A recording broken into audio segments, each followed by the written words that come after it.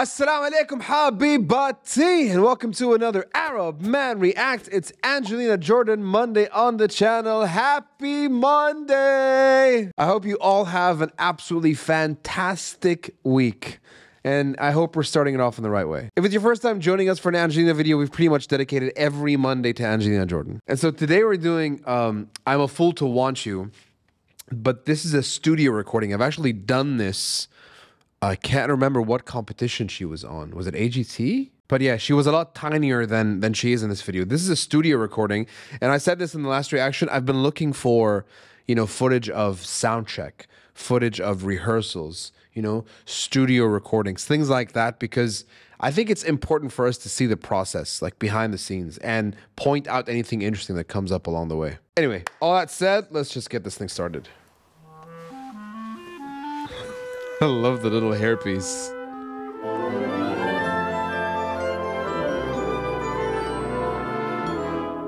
I'm a fool to want you. To want you. So there, that nod is either am I in time? Is it the right key? It's like one of those things. Like that's what I would do in the studio. If I'm starting off like that and I'm looking at the sound engineer or the sound tech or whoever's playing, and I would do that, it's probably me checking if I'm on time, did I enter the song correctly, or if I'm in the right key. To want you. Yeah. I'm a fool to want you. To want love, and that can't be true. A love that's there for others too. I'm a fool to hold you. All right, let's just read a little bit in the description, because, and I learned this last week, obviously, because last week in the reaction I said that I was stupefied by the way that it sounded so good all of a sudden, and it turns out that the audio was taken from the actual concert and not the rehearsal that we were watching, and it was blended together, and it was on my part because I didn't read the description. So I just want to see something here. Yeah, it's a dub of the studio recorded audio and the studio video footage. Yeah, that makes perfect sense. Because if you look at it, there's a mismatch there. It's a very obvious mismatch. So I just wanted to check that was the case. So what you're looking at is basically audio taken from a studio session, dubbed over this video. There's an original video source though. What happens there? Yeah, that's the one we're gonna watch. Yeah, we're gonna watch this instead, because this is gonna give us like studio. I want that studio quality,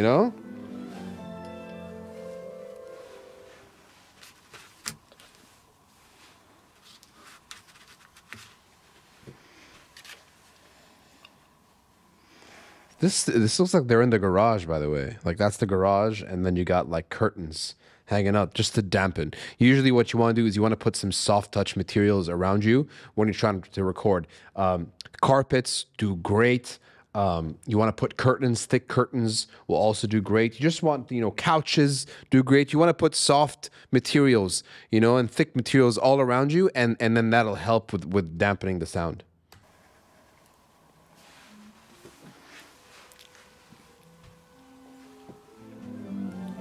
Yeah, that's what I want, dude. I guess we're gonna hear her voice. I'm a fool to want you. Oh, guys, this is the best video we're ever gonna watch, because we're listening to her voice clean, no processing, not through a microphone, not through anything, not through at least a mixing station or anything like that, or a DAW. You're just listening to her vocals come out and into the camera that they're using to record. I'm a fool to want you, to want love, and that can't be true. A love that's there for others too.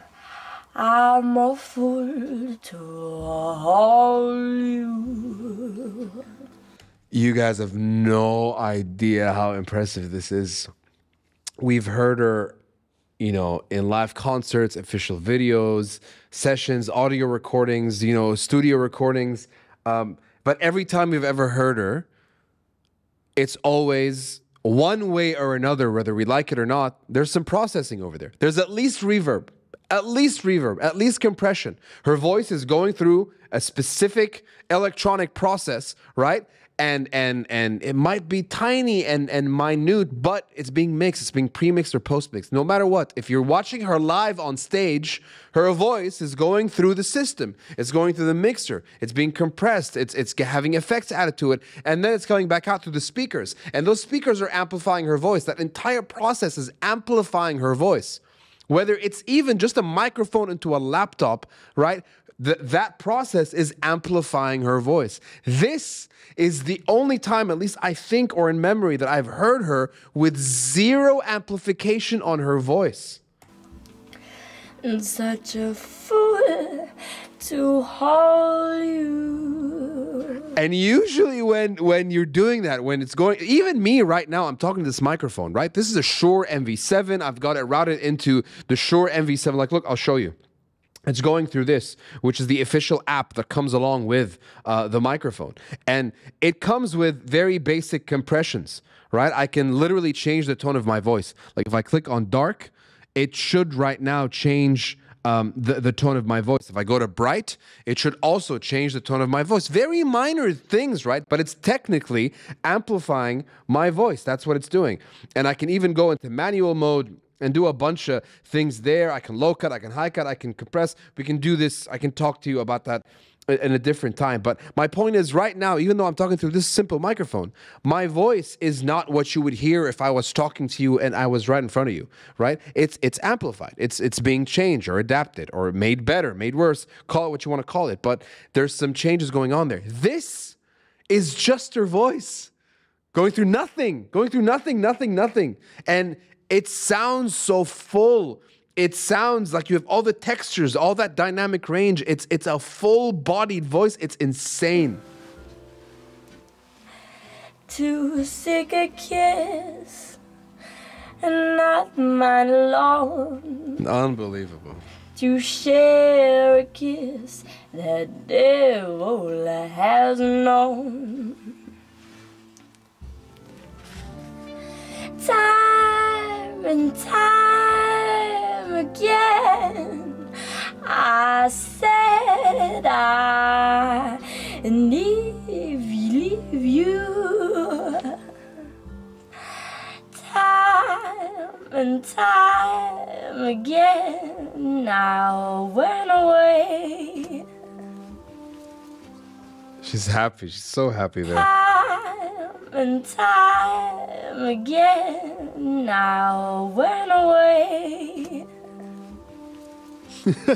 I'll tell you why she's happy. She's happy because she's able to deliver that part the way she's intended to, like she intended to deliver it, right? It's usually like you're in the audio booth, you're recording something, and then it doesn't come out the way you would imagine it in your head because you're first thinking about it, right?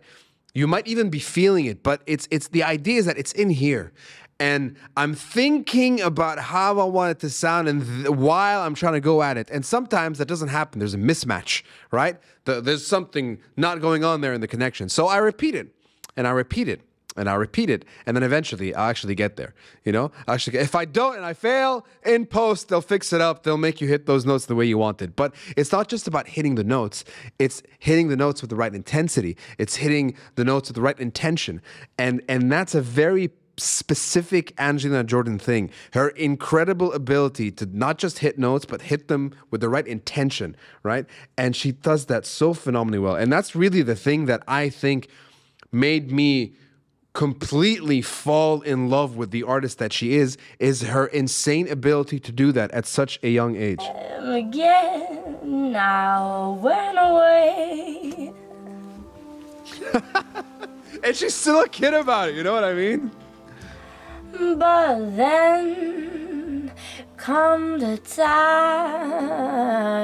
when I would need you. And once again,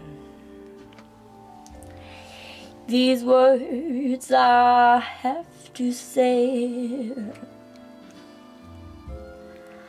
I'm a fool to warn you.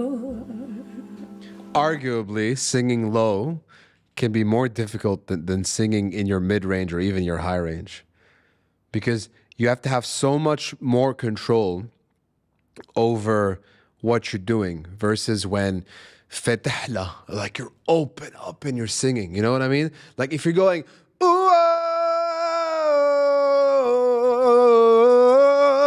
you know, like you're really giving it, you know, if you open up even more, it's, you know, there's more room for the air to come out. You don't have to control it as much because you want that power. But when you're singing slow, it's a lot more, you have to be a lot more careful with what you're doing, because anything can go wrong and it can break away from it and it can kill that sensitivity that you're trying to pass along.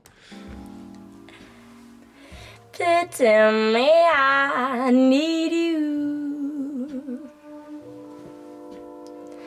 I know it's wrong, it must be wrong, but right or wrong, I can't give along without you.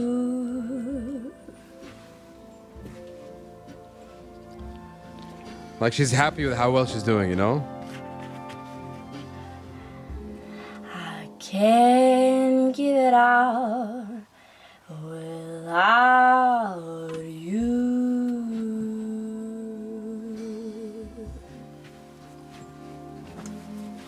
Oh, it's not a garage. Those are wooden blocks. Also help with sound dampening, obviously. The whole studio is set up that way. Hi, Teta! Det var Bravo, kjempebra. Teta! Woo! Phenomenal job. Can't believe I set a garage at the beginning. It's a gorgeous looking studio. Okay, so this, I think, is my favorite Angelina video that I've ever watched. And the reason is because it gives me something that I've been looking for so long. Not that I needed it, but it's the definitive proof that she is the absolute top level of what she's doing. I wish I could share this feeling of genuine happiness and joy that I have right now for just seeing this, you know, because it's just a step above anyone that's doing anything like that, at least in her time, like at that age, like to sound like that, to have a voice like that, man, to have a voice like that. Like I genuinely, I'll feel shy when I'm asked to sing at, like if I'm at a friend's place and a guitar pops up and they throw it my way and then they're like, oh, play a song. I'm embarrassed to do that. I'm embarrassed to perform without augmentation. I'm embarrassed to do it because, you know, I get used to singing in the studio. I get used to playing live gigs. And I've played 1,000+ gigs in my life. I swear to you.